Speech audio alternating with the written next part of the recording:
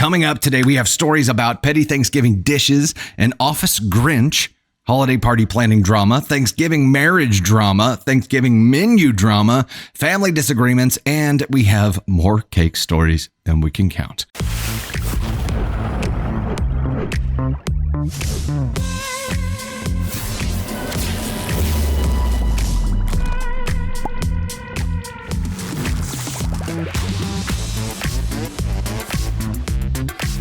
This story actually comes from Petty Revenge and is titled Thanksgiving Petty Revenge. You want to be a dick? I'll fix you. So this was about 10 years ago. My sister-in-law and I were very good friends before I married her brother. Fast forward several years and she loses her mind and becomes a huge dick and we aren't friends anymore. Love the intro. Her family sides with me, which probably made her even more crazy. I love to have people over, and we have the party house, and all holidays are at our house now. The previous Thanksgiving, she made a huge scene, and I didn't want to have her at this one. I didn't want to include her and made it known. My in-laws are amazing, and I love them so much that when they wanted to let her come, I gave in and invited her. My father-in-law said 1 foot out of line and he'd take care of her. So she was invited, but because we were friends for years, I knew her likes and dislikes concerning food. She was not allergic, but hated nuts and any food. I managed to make all the traditional foods that everyone expected, but managed to sneak nuts in. So stuffing and sweet potatoes had pecans. Green beans had almonds. Other food were foods made that are universally liked, but she hated. All desserts had a nut inclusion. Brownies with pecans, chocolate chip macadamia cookies, pecan pie. She ate turkey and mashed potatoes, and everyone else had 10 different things on their plate.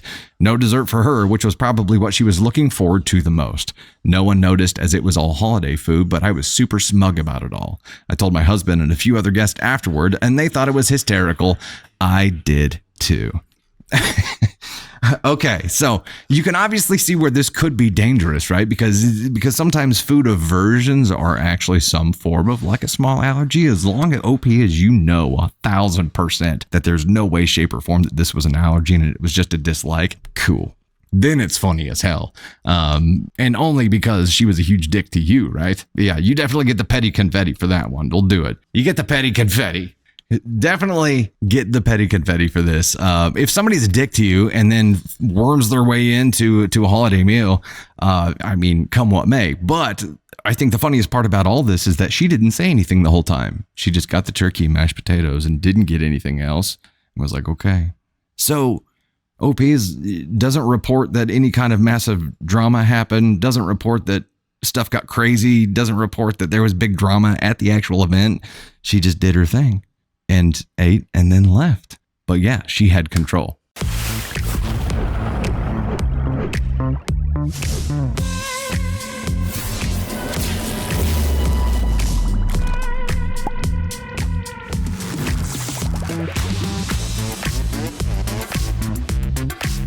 Am I the astronaut for making a cake that stained everyone's teeth? If it stained everyone's teeth, you know that they were all having weird colored bowel movements too. Just saying. If you ever get that blue icing from Walmart, you know what's going to happen. Everybody knows. No one likes to talk about it. I'll talk about it. My 25 female best friend Elle, 24 female, had her wedding this weekend. It was a smallish wedding with only around 50 people. Elle and I have been friends since we were 5 years old. We are more like sisters than friends. I am her maid of honor and I have helped her plan the majority of her wedding since her and her fiance are on a pretty tight budget. I love to bake cupcakes, cakes, pies, and all sorts of pastries. So when the topic of wedding cake came up during the planning process, I told Elle I would be happy to bake the desserts for the wedding. She was very grateful, and I was just happy to help. Now on to the icing incident. Elle had a beautiful outdoor ceremony, and everything was going according to plan. The reception immediately followed the ceremony, and everyone settled into their festivities. The newlyweds only took a few pictures prior to the ceremony, and they wanted to wait until after the typical wedding festivities, first dance, cake cutting, toast, etc., to take all the family pictures. Might seem a little strange, but hey, what the bride wants, the bride gets. Elle wanted a small cake for her and her fiancé to cut, and cupcakes for all the guests. She wanted a dark maroon and dark gold icing. Those were her wedding colors. She's a Gryffindor. And I was happy to oblige. The cake and cupcakes had the dark maroon icing topped with gold flowers that I made with icing. I even used edible glitter to really make the gold pop. Elle loved them, and I was pretty proud of them as well. They did the cake cutting and everyone started eating the cupcakes. After a few minutes, I watched the smile fade from Elle's face. She and her fiance, as well as several wedding guests, started to get concerned that suddenly their teeth were all a maroon color, complete with glitter. My heart sank. I'm trying to imagine what this looks like right now. It's like a grill. They had a grill, but it was like maroon, like a glittery, goldy maroon. Yeah, I could see that not going well for wedding photos. The icing that I used was apparently not coming off, like not at all. Elle and the other guests tried rinsing it out, wiping with napkins, trying anything to get the color off their teeth, but it wasn't working. I was horrified. Elle was now in full-blown panic. They hadn't taken any of the pictures that they wanted, and now the whole wedding party and many family members had glittery red teeth. It was horrible. I tried to calm down Elle, who was in tears. She snapped at me and blamed me for the whole thing, rightly so, and I didn't even know what to do or say. The photographer said that she could Photoshop the teeth in all the pictures, but that it would cost quite a bit more than what they had agreed upon. Elle told me that I should have to pay for it, and I didn't know what to say. They ended up taking a few more photos, many of them without their teeth showing. Why are all your wedding photos with pursed lips? I don't know. Everyone looks so sad and serious in your wedding photos. Yes, they're going for the Great Depression wedding photos. That's what they're going for. I know she's upset, but I can't afford to pay the photographer to fix the photos, and I'm not sure if I should have to. I know that the icing was the problem, but she did pick out those colors and agreed to it. She hasn't talked to me since the night of the wedding and won't return any of my calls or texts. I did get a text from the photographer asking what email to send the additional invoice to, but I haven't replied. What do I do? AITA. My point of confusion here is that nobody tested the cupcakes, anything ahead of time. Isn't it customary if you have for a wedding cake to do like a tasting ahead of time? But I guess this was not the customary route. It's not like they were ordering from a big well-known bakery or something. It was a friend made them. I would think that still someone would test them out ahead of time, even if it was the person who baked them. Like normally you would test one just to make sure it was all tasting okay and everything, right? Right? That's the only part that I'm confused about. I would assume that someone would test it in some form or fashion ahead of time, and then you would find out about the teeth staining ahead of time. But no, you're not the asshole for this. You certainly aren't liable for the extra costs included in that. It's just one of those incidental freaking freak accident things that happens. And I say accident because it was an accident. It's one of those freak things that happen during a wedding. Things are bound to happen. It's just one of those things. And as, you know, as a photographer and having plenty of hours logged into Lightroom and Photoshop, I can tell you, yes, that definitely would take a lot more time. However, with AI tools now, they're being incorporated into those things and it makes it a hell of a lot faster, but still there is extra time. It was her choice to do the photos after eating, and that was probably the big bonehead move here. And you, OP, you didn't have any control over that. NTA, though, it sucks. I understand why the bride's throwing a fit about it, but I also don't get an indication in this story that she paid you for what you were doing. So you just offered to do it and you did it of your own free will. If she's going to invoice you for photo stuff, invoice her for the cake. All's fair. That's where I'm at.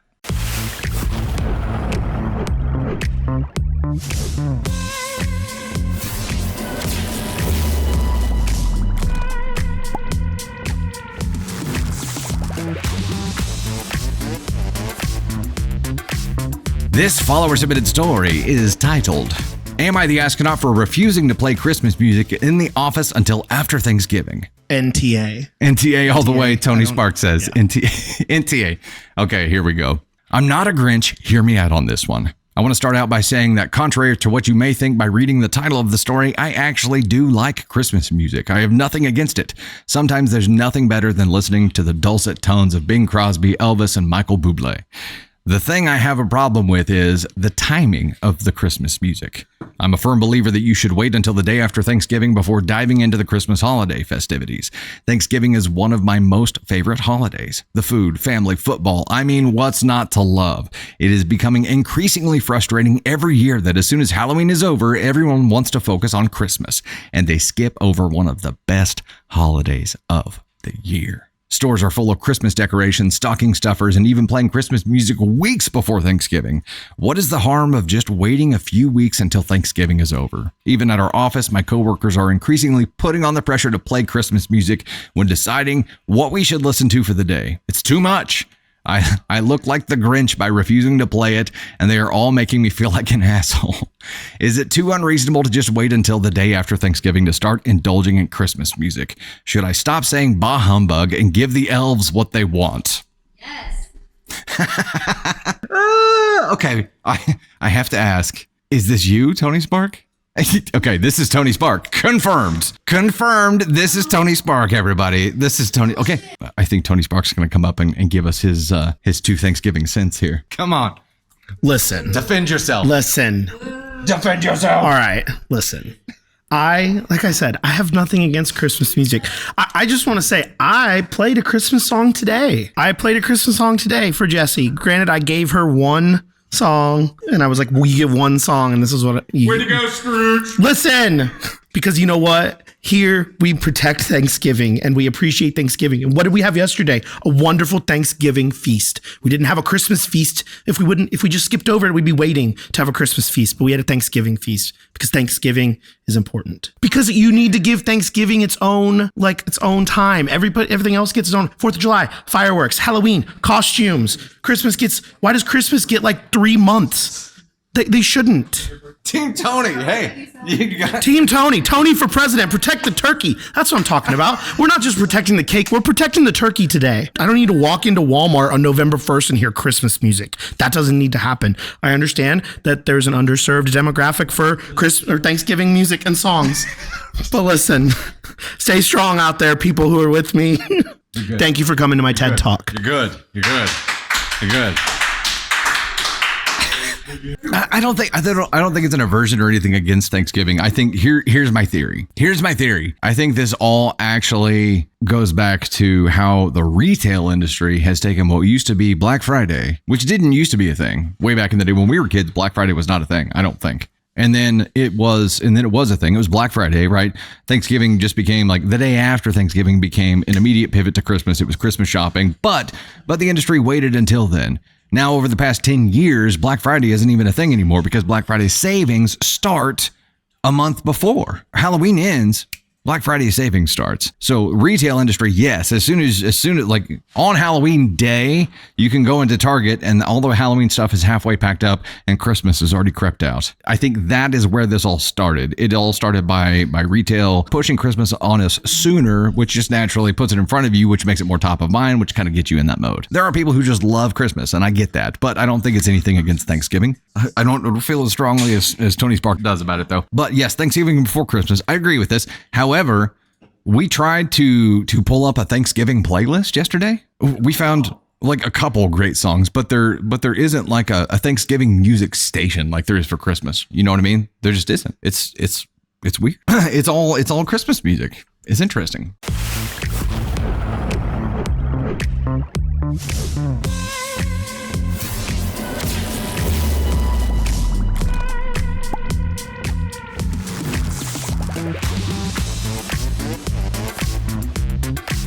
Am I the astronaut for not wanting to organize a mandatory office holiday party? Hi Reddit, so I started a new job in late summer last year. It's a great job and the people are awesome. It's the best employer I've had in years. One of the reasons they are so great is that they have an excellent culture and they are a lot like a family. In most senses, that is a good thing. It leads to good collaboration and trust, but is it possible to be too chummy? One thing I've noticed is they have a lot of forced fun. There seems to be a never-ending amount of office celebrations. Every month, whosever birthday it is, they get a cake. And someone is expected, designated, voluntold to bring the cake for that person. And if it's 2, 3, 6 people's birthday that month, each person gets a cake. And a different person is designated to bring one to them. They literally have a roster of who's identified as the cake bitch that month. Surely, one cake for everyone is enough. Well, now it is the holidays, and every Thursday through the entire month of December, we are supposed to have some kind of celebration where we wear ugly Christmas sweaters, ugh, and play fun games and bring in food. Not just once, but every week of the month. Am I alone in thinking that it's overkill? Surely one big celebration is better than a bunch of smaller ones. Well, regardless, this morning I was told that I was expected to organize and plan everything for one of the weeks. Now, I've never been a big fan of office celebrations. I don't fully understand why, but it just kind of puts me in the opposite mood of what it seems to do for most people. The the games, the expectations. I'm having to bring in a dish. None of this appeals to me. It just sounds like added responsibility and duty rather than fun. I like my coworkers and think they're all great people, but I'd rather keep work stuff at work and fun stuff for myself. And now I'm not only expected to participate, but plan and organize an event. I have to plan a game and bring in food and all this stuff that I really didn't sign up for. If I were an office manager or HR or some kind of role where these things were expected, then okay, but I'm not. None of this is really within my list of responsibilities. So am I the astronaut for not wanting to do this? You know, I think I have follow-up questions, obviously. If this is something where like it is your funds that they're expecting you to put forth to provide these things, then that's a problem. That's not okay. If it's something they're either reimbursing you for or they're, giving you the company card to use, that kind of thing, it's not as bad. But I think this probably comes down to, the potential problems here. If for instance, in a small team like ours, if somebody voiced opposition to doing a certain holiday kind of party or listening to a certain kind of music, we would respect that because we don't want to infringe on anyone else's beliefs here, right? It's an all or nothing kind of thing. If you're going to play that kind of music out loud, it has to be something that everybody's okay with. If you're going to celebrate some kind of thing, everybody has to be okay with it or have the option to opt out of that kind of thing. It's almost an infringing upon beliefs kind of thing. And you could take that route if you needed to here, OP. The question here is, am I the astronaut for not wanting to organize a mandatory office holiday party? And that's a feeling. You can't be an asshole for feeling that way. How to approach this without risking the camaraderie that you have within this team or this family structure that you have right now is tough. I think in the social structure of the team, you shouldn't be forced to do any of this shit in the first place. And if you have a problem with it, you need to speak up. Because right now, if everybody's going along with it, they're just assuming that everybody's all hunky-dory and on board with it. Approaching this in a way that doesn't make you the humbug and make you singled out and make you not a part of everything moving forward, and exclude you from the social clique at that workplace is going to be difficult. That's the part that I think you would have to navigate delicately here. And I'm not sure how to do that. I think a lot depends on the size of this company and the structure of this company. I would suggest speaking up and letting your feelings known and finding a way to navigate through this. This is just it's a tough thing. It's a tough thing. The social aspect of it is more delicate than the work aspect of it. The work aspect of it is they can't force you to do anything like that. That's not in your job description. And if you want to bucket and let them know like, hey, this is not my job. I'm sorry, I can't do that stuff. Or my workload is just too much right now. And then they'd be like, oh, well, hey, we'll take some of your workload and shift it over here. And then there's going to be resentment from the other people who I shouldn't say have to, but choose to take part in this thing because then one of them gets the extra voluntold work going on here. Yeah, man, it's difficult. Stop voluntelling people to do these things. Stop making it something that is coming from the top down. Don't plan these events at the managerial level. Gives the team the freedom and the ability to put these events on themselves if they want to. And then it's on the team to, as a collaborative group, figure out who's going to do what and how they're going to make this happen. It shouldn't come from management as orders. It should come from the family, the team, as something they want to do together. And then it's like a volunteer committee kind of structure. And that's a way it would work. Bringing that up in a way that doesn't make you seem like the humbug ass is the hard part.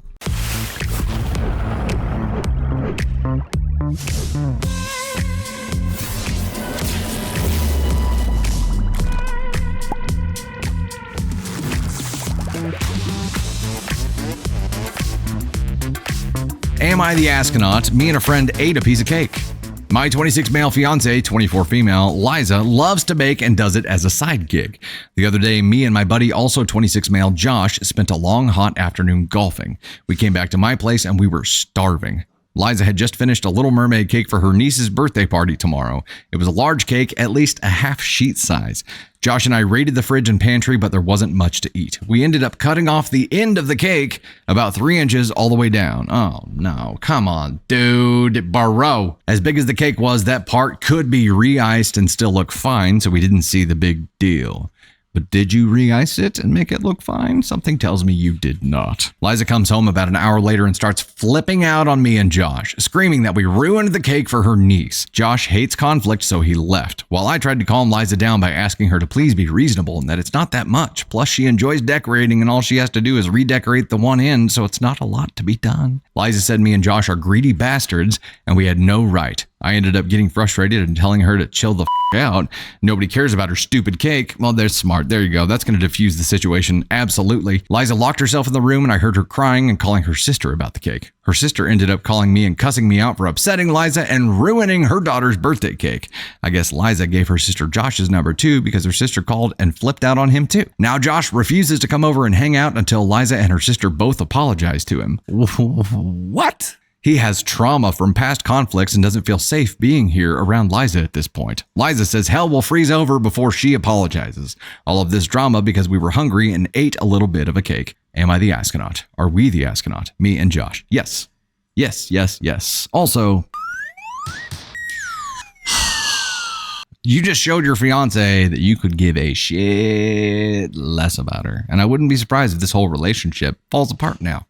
And your buddy, who took part in the crime, but his way of dealing with it was to run and let you deal with it. Cool. Good on him to leave you holding the bag on this thing. But him expecting other people to apologize to him for him screwing something up says a lot about him. It says a lot about you too, Hero P. You're an idiot, you're a brozo, and you're an asshole. We're going to talk about how big of an asshole you are because this is much more than just, yes, you defiled a cake, number one, that you knew was intended for a special event. Asshole point number one. Your fiance made that cake, put a lot of time into it, and you minimized her effort into it. You minimized the amount of work it was going to take to fix it, and you minimized her passion for this thing. That's asshole points 2 through 11. You turned the wrong way at every corner here, and I don't understand what you were thinking. You knew you weren't supposed to eat it. You ate it, and then you minimized the whole thing. Instead of owning up to it and saying, let me fix it, you're like, oh, it shouldn't be too hard for you to fix. Good job. Oh, and by the way, you imploded your relationship in the process here. Put Brozo D and Brozo Dumb on the ASCON scale here. You know, I think you've got like the weaponizing competence kind of thing. It may not be maliciously evil, but the incompetence side of it definitely drives it to being an extremely stupid thing to do. I would lean toward 2. Until he blew up and minimized her and told her nobody cared about her stupid cake after that fact. That was malicious. That's where this turned from being a dumbass offense that definitely shouldn't have happened, but it was a dumbass offense, to malicious. Whenever he, instead of owning up to his mistakes and offering to fix them himself, or with his buddy, instead just started knocking down his fiance over it and saying nobody cares about your stupid cake anyway. That's not how you solve a problem. That's how you make a smaller problem a bigger problem. And that is where he chose to be an ASCON 1 in this whole scenario. Up till then, it was probably an ASCON 2 fixable thing. Then he just lit the match and set fire to his whole world. And I legitimately would not be surprised if they are not engaged after this, because it is a much bigger thing to say something like that to your fiance. Say, oh, this thing you put all kinds of time and effort and passion into, no one gives a shit. And expecting her and her sister to apologize to both you and your friends. That sweetens the deal here. That makes you that solidifies your place in ASCON 1 here. And your buddy's right there with you as an ASCON 1. He didn't say the shit that you said, but he ran and let you deal with it. And then when he got his ass chewed for it, he is demanding an apology from people that he wronged. Nope. No. Brozo, ASCON 1s. The pair of you.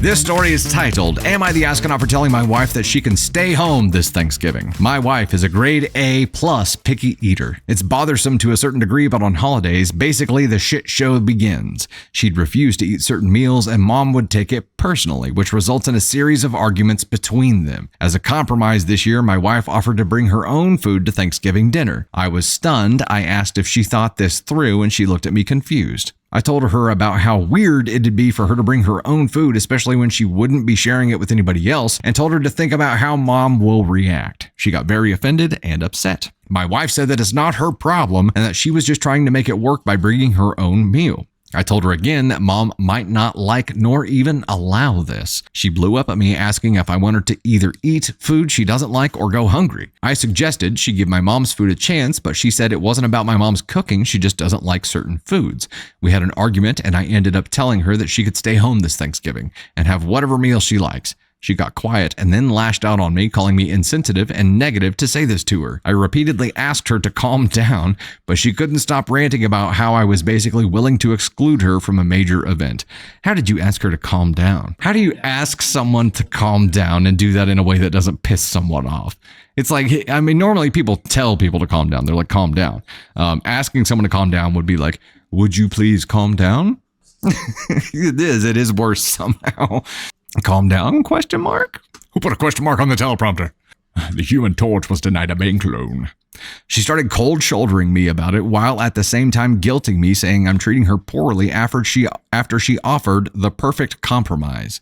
Update, and so my wife has decided to go spend Thanksgiving with her family, who by the way live hours away. So this means unnecessary travel expenses instead and basically ditching me for the whole week. Y'all happy now? Though I appreciate some insightful comments on the situation, some others, question mark? Not so much, especially with these assumptions claiming that my wife has allergies. She does not. Where'd y'all get that from? But anyway, it's all good now, I guess, though I'm not too thrilled with her decision. I feel like she's doing it to spite me or to get me to cave in. Question was in the beginning here, am I the astronaut for telling my wife that she can stay home this Thanksgiving? Yeah, in my opinion, yes, because we've read stories before where someone came and didn't like the food that was there, couldn't eat the food that was there. And the solution that we presented that at that time was if you can't eat or don't like food that's being offered there, bring something for yourself. She did offer a solution here. She did want to bring her own food to eat. And like she said, it's not about her mom's cooking. It is about some foods that she just doesn't like. And why would you eat food that you don't enjoy just to please her mother?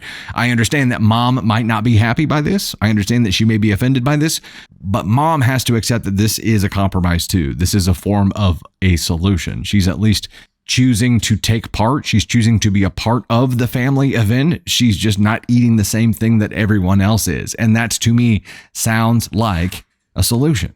He's dug himself a little bit of a grave here. He or she has dug themselves a little bit of a grave here, and telling her just to not go rather than deal with the drama. I mean, I understand where he's coming from here because he's thinking about mom, thinking about mommy and how she's going to get upset. And he's thinking about his mom's feelings over his wife's feelings. And that's a problem. That is one of these. That is a red flag. Your mom can't be your priority over your wife, bro. You can't. You just can't. And when it is, that's how you end up with one of these. We don't have a mama's boy button yet, but it is definitely how you get one of those. This really needs to be a conversation that you have with your mom, because you said in here that inevitably they end up arguing between each other. I think you've got to step in and have a conversation with your mom and be like, look, here's the deal. These things she just doesn't like. Why would you eat something that you don't like? It's not personal. It's not about how you cook these things. It's just about these things or things that she does not enjoy eating. So she's bringing her own food so she can still be with the family. What is the problem with that? And yeah, she's still going to take it personally, but she's got to be able to check those feelings and understand that this is a solution. And this is something that prevents the arguments that happened before. And instead, you get to go without her this time and spend your Thanksgiving with your mommy. It's not a solution. It's not a good look.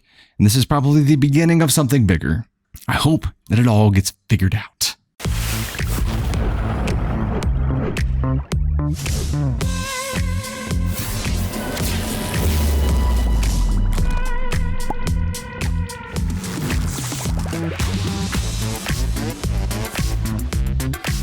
Am I the astronaut for buying an expired cake? Hey Dusty, love all the content from you, Candy, and the whole Thunder team. I need some advice on whether or not I'm the astronaut, and I'm leaning towards saying that I am, but I need the wisdom of Dusty to help me decide. I don't know how much wisdom I have, but I do have a gray beard. Maybe that's indicative. My niece, 6, recently had a birthday. We had a small family gathering at my parents' house with just my parents, my sister, niece's mom, her husband, his parents, and grandparents. It was a nice backyard barbecue, and we lucked out with great weather. Everyone was in charge of bringing something for the party, and I was voluntold to bring the cupcakes. For a little bit of context, I'm currently struggling financially. I was laid off from my job 2 months ago, and I haven't been able to find a new job. I also have a medical condition that I won't go into, but it requires expensive prescriptions that I now have to pay for out of pocket since I lost my insurance. I love my niece, so I wasn't going to disappoint her and not deliver on the cake, but I wanted to get her a very nice cake from a local bakery, but I quickly discovered that they were way out of my budget.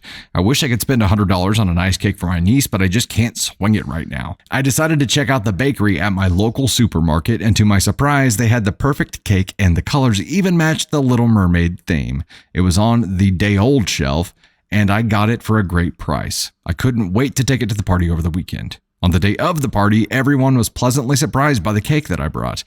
Oh, I think they thought I would mess it up. So I was feeling great that I snagged such an awesome cake for a great price. We sang happy birthday and cut the cake. I will admit the icing was a little bit hard, but not too bad. Everyone was enjoying the cake when suddenly my sister looked at her husband's piece and said, "What is that?" She was referring to a few greenish spots in the cake. My dad said, "Oh, they must have baked in sprinkles." It was not sprinkles. It was mold. Oh, no. No, so up to this point, I was like, oh, if they were selling it at the store on the day old rack, surely it was still okay. But then the extra days happened and then mold? Everyone, including myself, was horrified. Everyone began spitting out their cake and freaking out. My sister went off on me. She was yelling at me for being so cheap that I bought a moldy cake and how I ruined her daughter's birthday. I lost it. I kept apologizing and finally I left. I've sent out so many apologies in our family group chat, but my sister still isn't talking to me. Everyone else has been understanding that I was trying to save money and it was an honest mistake. I feel terrible. Looking back, I wish I would have just spent the money on a good cake and I could have avoided this embarrassment. Am I the astronaut? Here I think is where this went sideways. So she got the cake on the day old rack and I'm sure at that point it was okay. But then how many days happened between buying the cake and the party? I couldn't wait to take it to the party over the weekend. Do we know? We don't know. We don't know how many days happened there, but I think it was probably a should have been refrigerated kind of process here, like between buying the cake and taking it to the party. If it was just left out over that process, that probably would have accelerated some of that. So I understand the sentiment here, and it is. I would never, ever, ever think that a cake that was sold at a supermarket, even on like the day old rack you could cut into and would have mold in it. Then again, I may not think of that.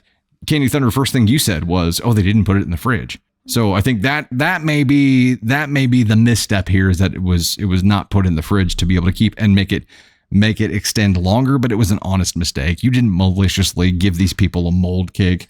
What do they say?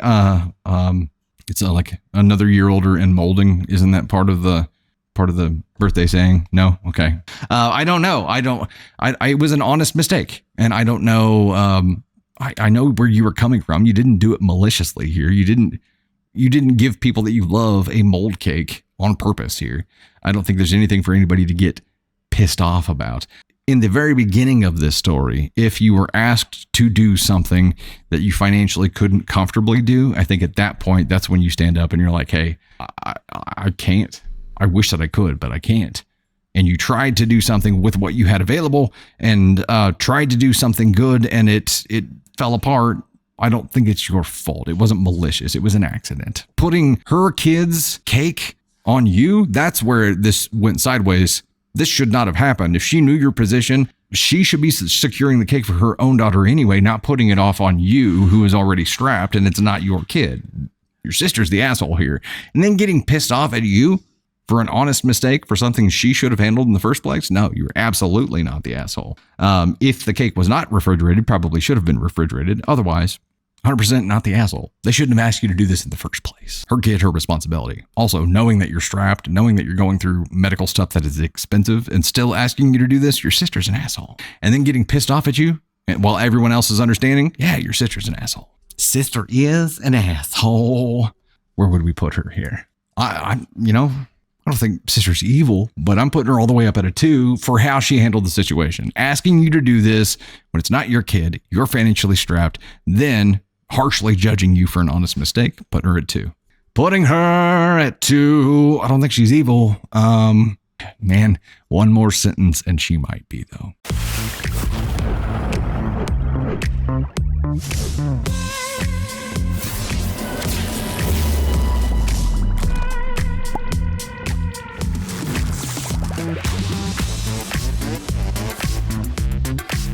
Coming up next is from Am I the Devil?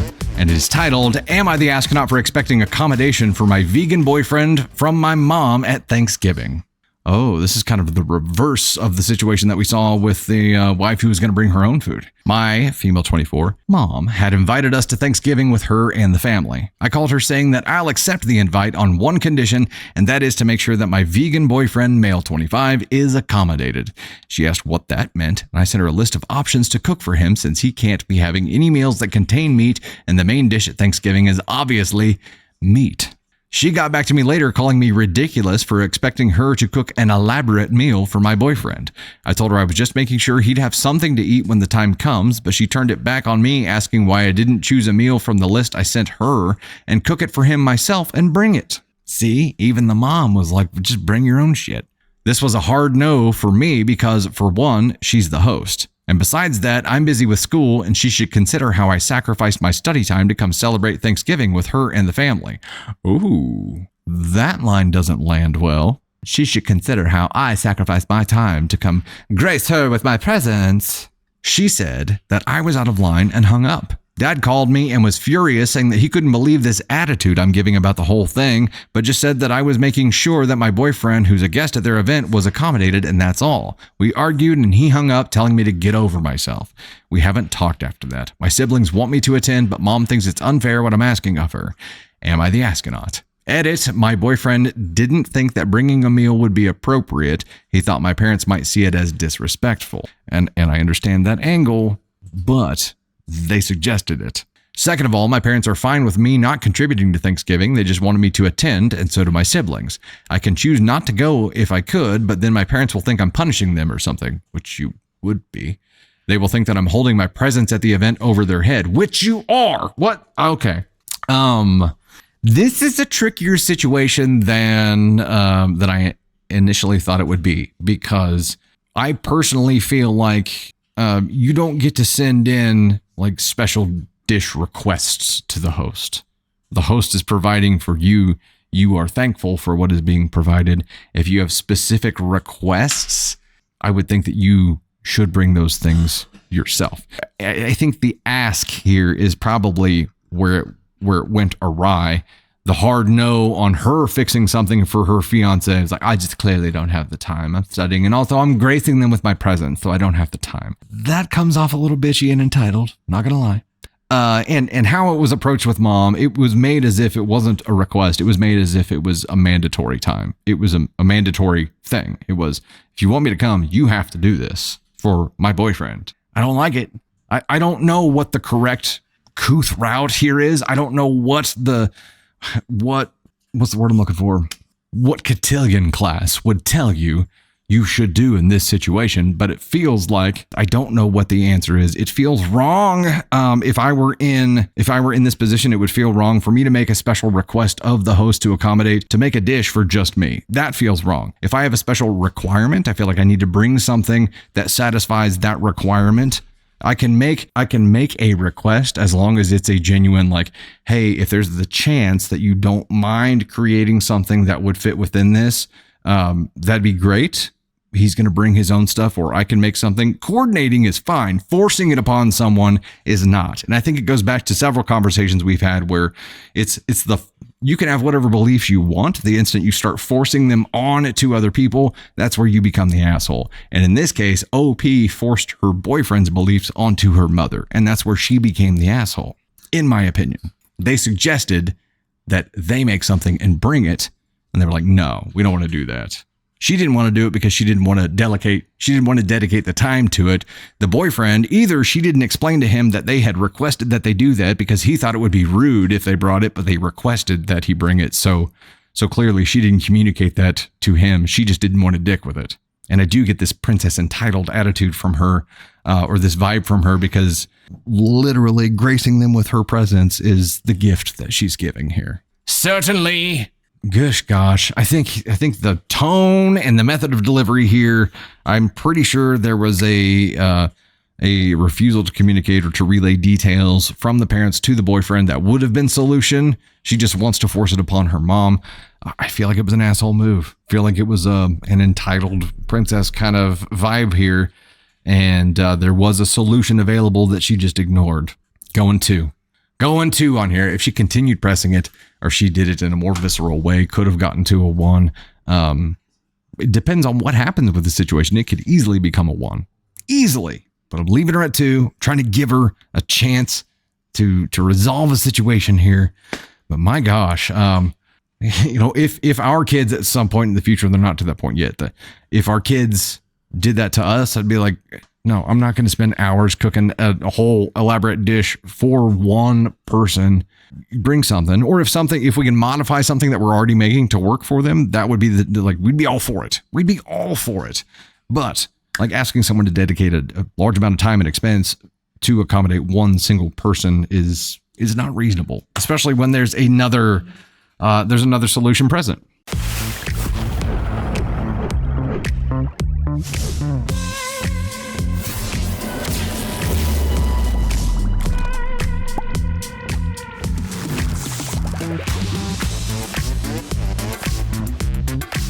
This is, am I the astronaut for telling my mother-in-law to take her damn cookies and get out of my house? My twin daughters are both 18 and wrote the SAT last month. The results came back yesterday. One of my daughters, Laura, did very well. She got a 1540 and is very proud, as she should be. Her sister, Emily, didn't do so well. She got somewhere in the low 1300s, and I know that this is still not a bad score at all. But she worked very hard for the test and was really disappointed with her score. She's always struggled more with schoolwork than her sister, who does better without having to try quite as hard. Not to minimize her effort, Laura does work hard as well, but it comes a bit easier for her. My mother-in-law has always favored Laura, mostly because she does better in school. She won't show it very obviously, but in little ways. For example, she makes them a birthday cake most years and always writes Laura's name bigger and first. Okay, you get this, Grandma. Emily resents this a bit, but doesn't mind too much, as they rarely see their grandma. Only Laura regularly video calls her with my husband. My mother-in-law called yesterday to ask the girls how they did. Emily said that she didn't want to talk to her. She told me, not mother-in-law, so I gave the phone to Laura. Laura said her score, and her grandma congratulated her excitedly. My mother-in-law then asked Laura how Emily did. Laura said Emily did all right. When I got the phone back, my mother-in-law asked me if she should come visit tomorrow and congratulate Laura. I said, let me check quickly if anything else is happening tomorrow, and I asked Emily if her grandma could come over to celebrate their results. Emily said that was fine, so I told my mother-in-law she should come. My husband was at work when she came over. She brought a box of cookies and gave it to Laura, saying she was proud. Emily was standing there too and looked hurt. I asked if she had brought anything for Emily. She laughed a little and said, not this time, but she'll make even better cookies when Emily does her resit. No one told her she was resitting. My mother-in-law just assumed. Emily went upstairs, and I think she was crying. So I told my mother-in-law very sharply that she can take her damn cookies and get out. She was shocked and angry, but she left. Laura is also upset because she says she earned it, and I'm ruining her relationship with her grandma. My husband says I had no right. Am I the astronaut? Here's some top comments and OP's response. Not for this post subject. You stood up for Emily against her cruel grandmother. Laura is angry because she demands her golden child status. Both grandmother and Laura told Emily loud and clear that she is not good enough. But you have been silent all these years, letting your mother-in-law diminish and degrade Emily. She spent her entire life knowing, not thinking, knowing that she is less than her sister. At this point, you can't undo this. No matter what she accomplishes, she will always feel less than. Both you and your husband are solely responsible for this. It's not about what her grandmother did to her. It's about what her parents allowed her grandmother to do to her. Being mistreated is painful. Being mistreated while your parents sit silently by is devastating. OP's response. What do you think I should do? They have seen their grandma maybe once a year for a few days. The birthday cakes are hurtful, but I always made my own cakes for each of them separately. I couldn't stop Laura from talking to her grandmother. I spoke to my mother-in-law, but she said she is simply being honest because school is very important. She immigrated to the U.S. when my husband was in high school, and she has very strong ideas about how to succeed in the world. I told her she can't treat Emily unfairly, and she said she is not. I couldn't change her mind, so I just stopped letting her come over more often. For example, the holidays. My husband was upset but agreed that it would be impossible to convince his mother to act differently, and so if I was sure that this was hurting Emily, she doesn't have to visit. I don't know what I could have done differently, but that is not important. What do you think I should do differently now? And ladies and gentlemen, to give us some feedback on this, Candy Thunder.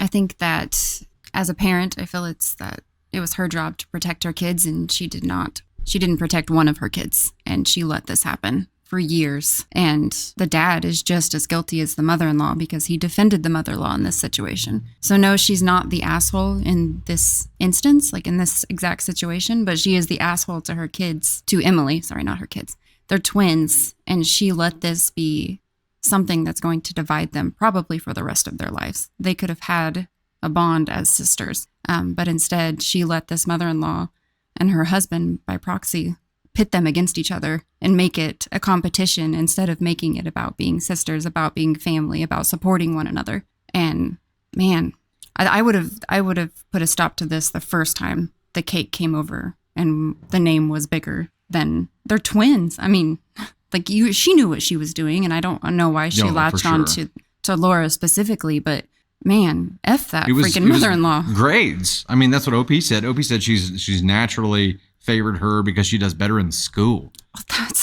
I've never heard of such a thing. Yeah.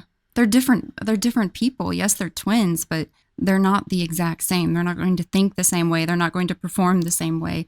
My brother is amazing on tests. Like, he can go in without studying and nail the test.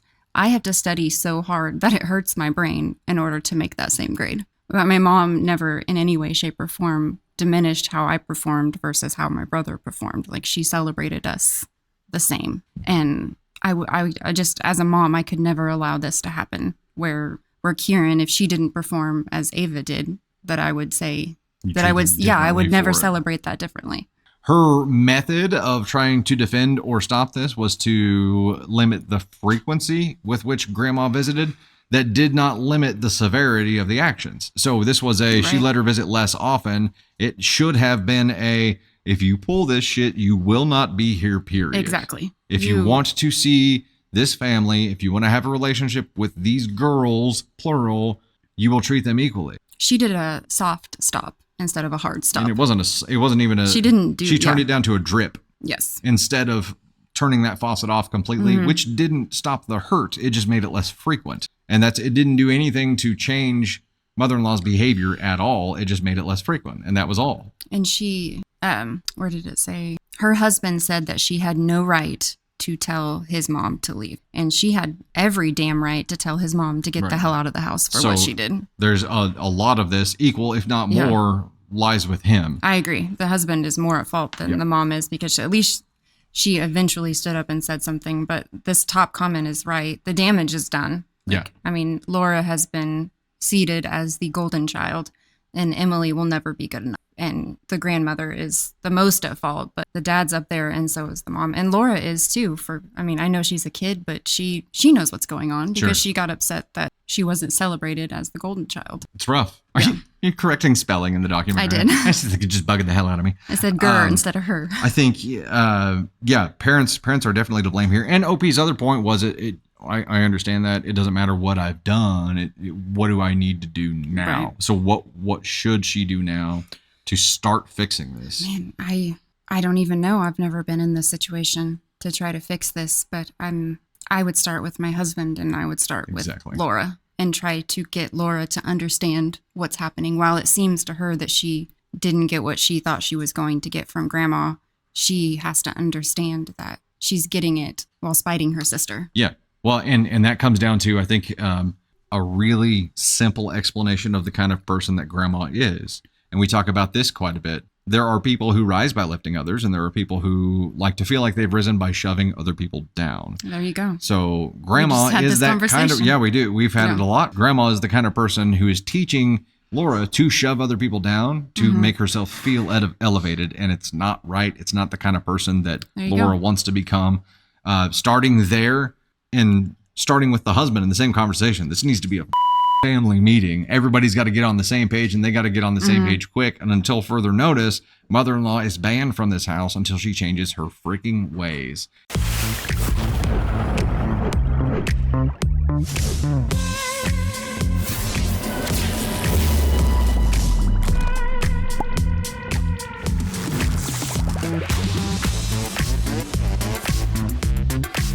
This is a follower-submitted spicy Thanksgiving story that goes like this. Am I the astronaut for asking for a divorce on Thanksgiving in front of our families? Whoo, shit. Could you pass the cranberry sauce and a divorce? That's hardcore. Dusty, this happened to me a few years ago, but it is relevant to the holiday and very spicy, so I thought you might enjoy. I'm already enjoying it. I had suspected my ex-husband, let's call him John, of cheating on me for quite some time. He had cheated on me for some years earlier, but we'd agreed to work it out and stay together for the kids. Now he had reverted back to his old pattern behavior, working late, going out after work with his work buddies, taking calls at all hours of the day and night, acting distant and closed off with me, all the telltale signs.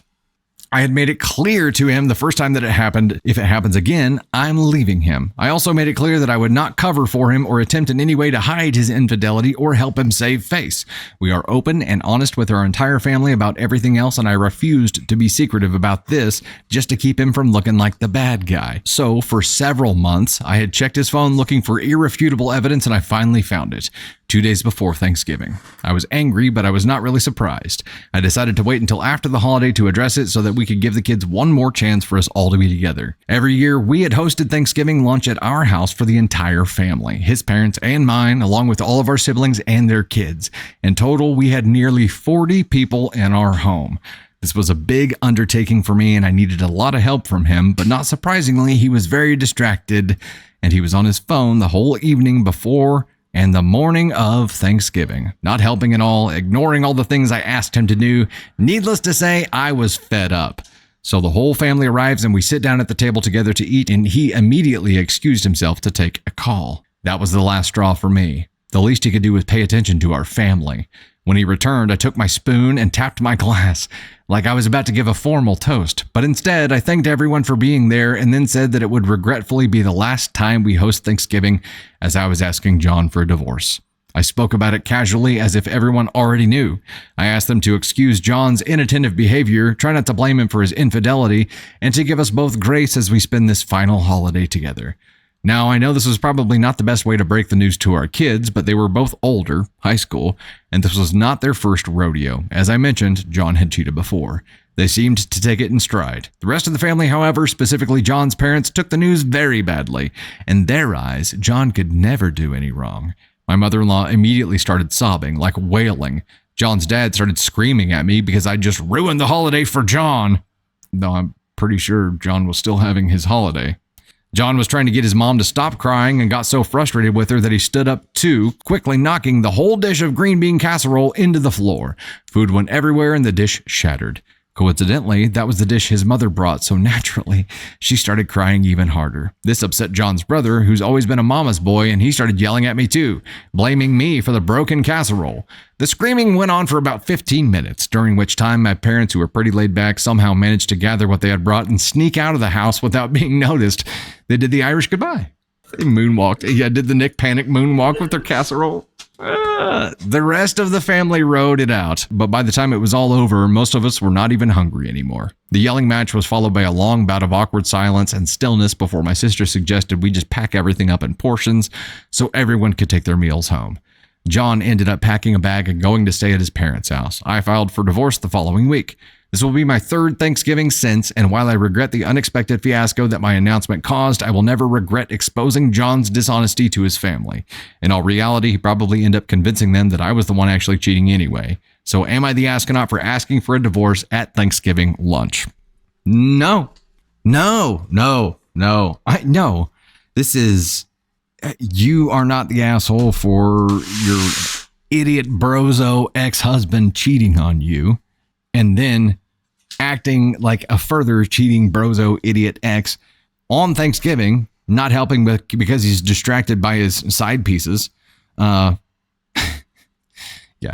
You should have noticed at previous Thanksgivings when he never went for the main course, he just always went after the sides. Eh? Come on. No, it's not. I think he needed to be exposed, and you're probably right about his parents. If he could do no wrong. I mean, Dad immediately started yelling at you because you ruined the holiday for him. Wait, what? Yeah, you're right. I caused him to cheat. I forced him to cheat just so I could out him in front of everybody and ruin Thanksgiving. That was my intention. You're right. It's all my fault somehow. Cool. And then his brother, I mean, you can definitely see where the mentality comes from because his brother did the same thing. The whole family was just like, oh, these kids can do no wrong. It must be your fault somehow. They can't make bad decisions. They certainly don't take accountability for everything. Anything. Ever. It's got to be your fault. The freaking casserole dish that he knocked down on the ground was your fault too. I mean, it's pretty freaking clear. There's zero accountability to be had for them growing up or even now. So whatever. I feel bad for your folks. And I feel bad for your family having to endure the awkwardness. But you know what? It's family. That's what happens. It's what happens. NTA. The kids knew it. They weren't surprised. Yet his folks are like, no. I will not believe it. I will not believe it. I cannot believe it.